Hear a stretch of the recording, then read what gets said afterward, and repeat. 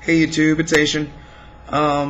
Just making an update. I know it's been quite a while. I haven't really found the time or the way to articulate what I wanted my update to be, so just threw myself into work and school as usual. And it being finals, that's perfectly understandable. As far as an update on my process, I went to the doctor on the 1st, and it was basically confirmed that I do have an intersex condition. The condition that it seems the most like would be androgen insensitivity syndrome, or AIS, which is basically a person who represents externally as female for the most part, but does not have ovaries, has testicles that have not descended, and does not have a uterus or a functioning uterus. My doctor says that there's, and according to the ultrasounds and such, it looks like there's something that looks like a small, like low functioning uterus, which would explain why I've had a few times throughout my life I've had things that kind of seem like periods, but they're not quite the same. If you want details, you can private message me. But yeah. So, which is all fine and good. I had a little bout with depression at first after hearing about all of this, and then I had like time to think about it. I think I went to therapy 3 times that week, and I'm working through it. I'm at a point where I'm just looking at the positive aspects of this. The thing I don't like about AIS is that the medical community at large assumes that the gender identity of someone with AIS is female. Obviously, I represent as male, internally anyway, and I feel that I just came to the conclusion that it's much easier to change my physical appearance to match what is going on with me hormonally and emotionally and psychologically inside than it would be to try to change all of these internal aspects of myself to match my exterior. So, still going through most of the transition process. I have 2 surgery consultations scheduled for just after the first of the year. The first one in January is cool. They're both local. I found the 2 people that are here in Indianapolis. One of them, I believe his name is Dr. Lai. Office, when I called to schedule the appointment, seemed all fine and good with it. And but the other doctor, Dr. Stahlnecker, I don't know, his office personnel, like the person I spoke to, I told her I wanted to schedule an appointment for double mastectomy and chest masculinization. And she asked what was the purpose of the procedure. And I wasn't really sure what to say. I have never been asked that question. Like, no one's been like, so is it for transgender, or what is it for? And I asked her to clarify. I was like, well, what do you mean? She was like, well, is this a trans surgery, or is this a medically necessary procedure?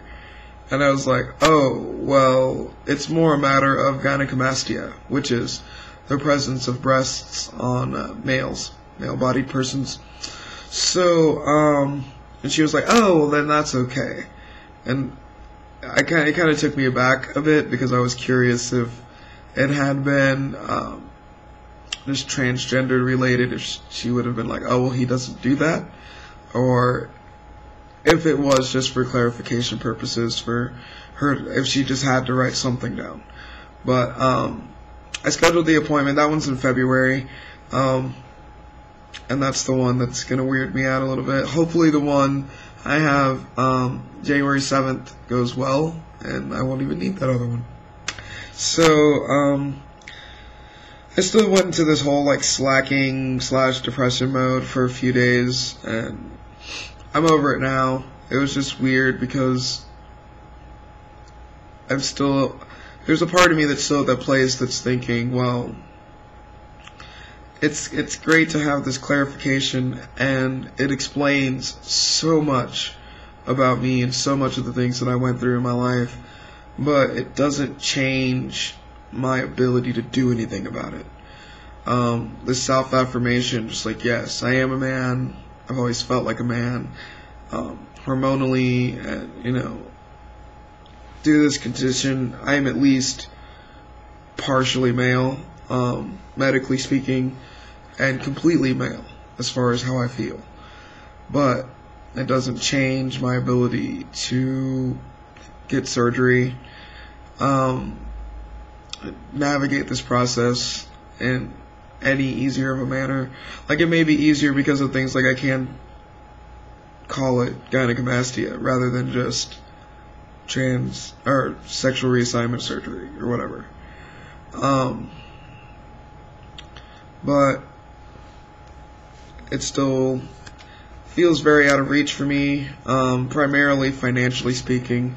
I'm still looking at different ways to fund this surgery, and I'm going to use a large portion of my refund from school towards it, which will be about $4,000 of it, but that still leaves probably another $4,000. I'm not sure how much Dr. Lai charges. I think it was between $7,000 and $9,000, so at least $3,000 or $4,000 more that I'm going to need to make up for. Plus, I'm going to have to make up for lost wages, for time off. I'm going to have to make up for the court fees and other fees involved with changing my gender marker and name and all that. And it's just a really difficult process for me to stomach, and I'm trying to think of it one step at a time and not think about all of the money that I'm going to have to shell out for this all at once, but I'll be alright. Other than that, I do have a couple of applications going out over winter break for some grant opportunities that I was looking into, and I guess that's it. Everything else is going well. Finals are over in just another week. They're going on really late this year. I think my last one's on the 17th.